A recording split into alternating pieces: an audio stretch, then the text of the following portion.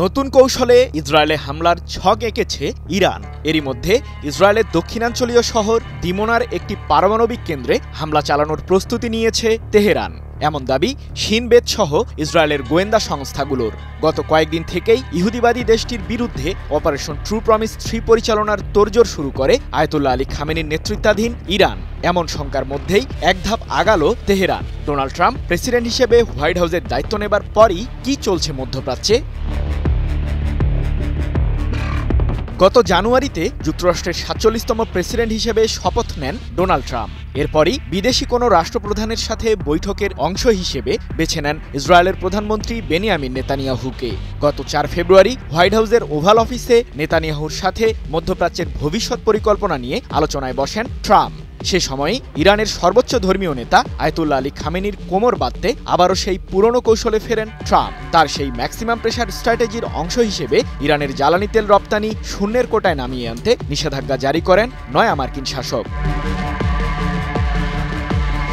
Iran বিশ্বের বিভিন্ন দেশে জ্বালানি তেল রপ্তানি করে অর্জিত অর্থ দিয়ে দেশটির পারমাণবিক কর্মসূচি ও ক্ষেপণাস্ত্র প্রযুক্তি এগিয়ে নিচ্ছে, এমন দাবি ট্রাম্পের। দেশটি যাতে মধ্যপ্রাচ্যে যুক্তরাষ্ট্র ও ইসরায়েল সহ পশ্চিমাদের বিরুদ্ধে শক্ত বলয় তৈরি করতে না পারে, সেজন্যই নিষেধাজ্ঞার খেলায় মত্ত ট্রাম্প। তবে আশার বাণী হিসেবে মার্কিন প্রেসিডেন্ট ঘোষণা দেন, ইরান যদি পারমাণবিক ইস্যুতে যুক্তরাষ্ট্রের সাথে সমঝোতায় যায় তাহলে হোয়াইট হাউস নিষেধাজ্ঞা প্রত্যাহার করে নেবে।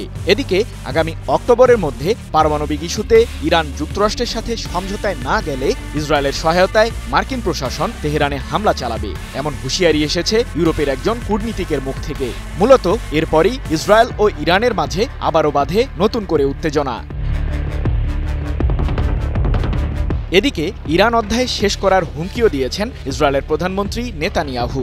এমন পরিস্থিতিতে ইসরায়েলের সম্ভাব্য আগ্রাসনের বিরুদ্ধে অপারেশন ট্রু প্রমিস 3 পরিচালনার ঘোষণা এসেছে ইরানের সর্বোচ্চ প্রতিরক্ষা বাহিনী ইসলামিক বিপ্লবী গার্ড কর্পস IRGCর জ্যেষ্ঠ কমান্ডারদের মুখ থেকে। আর হামলায় কৌশল পরিবর্তনের বার্তাও দেন IRGCর প্রধান মেজর জেনারেল হোসেন সালামি। এবার এক ইসরায়েলির সহায়তায় দেশটির দক্ষিণাঞ্চলে অবস্থিত একটি পারমাণবিক কেন্দ্রে হামলার পরিকল্পনা করে তেহরান।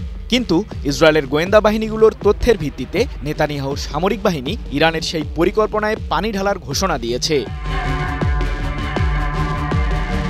ইসরায়েলের গুপ্তচর বাহিনী লাহাভ 433 এবং দেশটির অভ্যন্তরীণ গোয়েন্দা বাহিনী শিন বেতের তথ্যের ভিত্তিতে ইসরায়েলি নাগরিক ও বিয়ার শেভা শহরের বাসিন্দা ডোরন বুখোভজেকে গ্রেপ্তার করে দেশটির আইনশৃঙ্খলা বাহিনী। তাদের দাবি, ইসরায়েলের ওই পারমাণবিক কেন্দ্রে অবাধ চলাফেরা ছিল ডোরন বুখোভজেকের। তিনি ইরানের হয়ে ইসরায়েলে গুপ্তচর বৃত্তির কাজে জড়িত ছিল বলেও অভিযোগ করে ইসরায়েলের পুলিশ। প্রায় $1000 মার্কিন বিনিময়ে দেশটির দক্ষিণাঞ্চলীয় শহর দিমোনার পেরেস নেগেভ পারমাণবিক গবেষণা কেন্দ্রে হামলার পরিকল্পনা করে ডোরন। 2রা মার্চ ইসরায়েলি ওই নাগরিকের ছবি প্রকাশ করে এক প্রতিবেদনে বিষয়টি নিশ্চিত করেছে লন্ডন ভিত্তিক সংবাদ মাধ্যম ইরান ইন্টারন্যাশনাল। ইরানের সামরিক শক্তি প্রসঙ্গে প্রধানমন্ত্রী নেতানিয়াহুকে সতর্ক করে ইসরায়েলের ইন্টারপোলের সাবেক প্রধান ও the international institute for counter টেরোরিজমের গবেষক আশের বেন আরজি বলেন, আমাদের দেশে ইরানি গোয়েন্দা তৎপরতা বৃদ্ধি পেয়েছে। তারা দুর্বল নয়। ইসরায়েলি ওই নাগরিক ইরানের জন্য বেশ কয়েকটি মিশনে কাজ করেছে।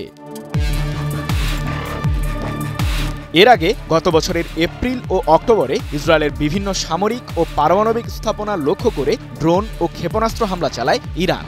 এমনকি দেশটির প্রধানমন্ত্রী নেতানিয়াহুর ব্যক্তিগত বাসভবনও রেহাই পায়নি ইরানের হামলা থেকে, যদিও সে সময় নেতানিয়াহু তেল আবিবের ওই বাসভবনে উপস্থিত ছিলেন না, যার কারণে প্রাণে রক্ষা পান তিনি।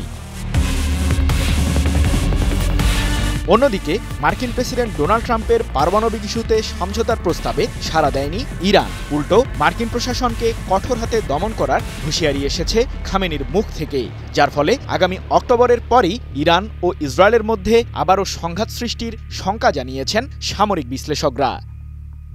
সৃজন মাহমুদ, নিউজ 24।